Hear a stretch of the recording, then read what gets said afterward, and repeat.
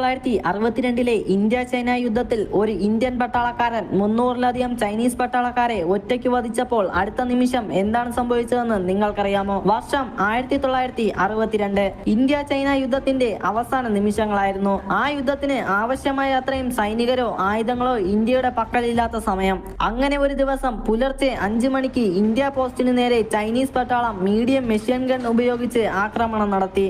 ആ സമയം ഇന്ത്യൻ സൈനികർ അതിനെ കീഴടക്കാൻ ശ്രമിച്ചപ്പോൾ അതിനിടയിൽ ഒരുപാട് ഇന്ത്യൻ സൈനികർക്ക് ജീവൻ നഷ്ടമായി. ബാക്കിയുള്ള സൈനികർ പരിക്കുകളോടെ പിൻവാങ്ങി.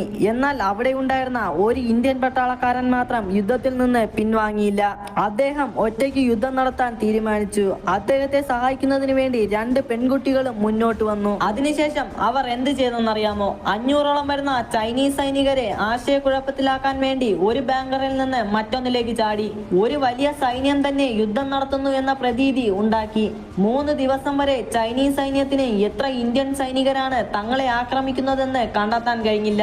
ഈ സമയം ഒറ്റയ്ക്ക് യുദ്ധം ചെയ്ത ആ ഇന്ത്യൻ സൈനികൻ 300-ലധികം ചൈനീസ് സൈനികരെ വധിച്ചു. അതിനുശേഷം അദ്ദേഹത്തെ സഹായിച്ച ഒരു പെൺകുട്ടിയെ ചൈനീസ് സൈന്യം കൊല്ലുകയും മറ്റൊരാളെ പിടികൂടി ചോദ്യം ചെയ്യുകയും ചെയ്തു. അപ്പോഴാണ് ആ ചൈനീസ് സൈന്യത്തിന് ആ കാര്യം മനസ്സിലായത്. തങ്ങളെ ആക്രമിക്കുന്നത് ഇന്ത്യയിലെ ഒരേ ഒരു ധീരനായ സൈനികനാണ്. ഈ സമയത്ത് ചൈനീസ് സൈന്യം തന്നെ വധിക്കുമെന്ന് മനസ്സിലാക്കിയ ആ ഇന്ത്യൻ പട്ടാളക്കാരൻ തന്റെ തോക്കിലെ അവസാനത്തെ ബുള്ളറ്റ് സ്വന്തം ശരീരത്തിൽ വെടിവെച്ച് വീരമൃത്യു വരിച്ചു. ഈ ധീരതയുടെ കാര്യമറിഞ്ഞ ചൈനീസ് സൈന്യത്തിന് അവരുടെ ദേഷ്യം കൺട്രോൾ ചെയ്യാൻ കഴിഞ്ഞില്ല.